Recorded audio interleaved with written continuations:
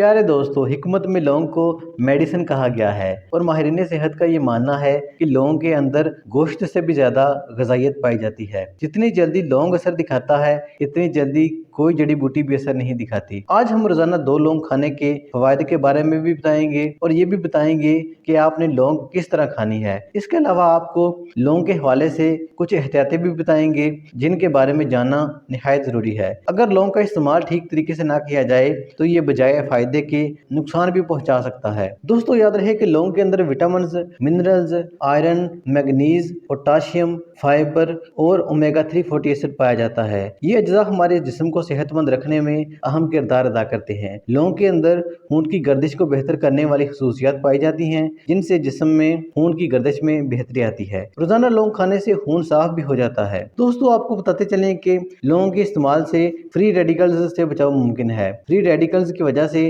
जिस्म को नुकसान पहुंचता है जिससे कुव्वत मुदाफत में भी कमी आती है।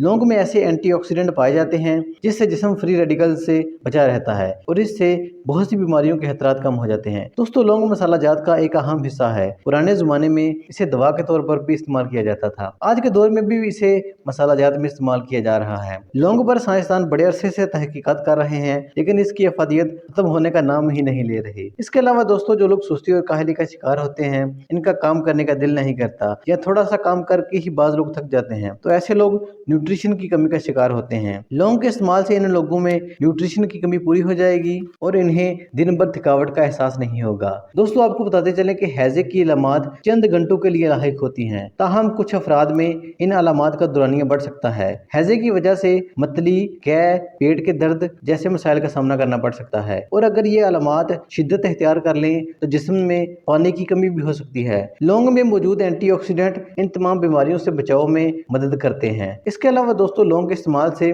ब्लड प्रेशर कंट्रोल में रहता है।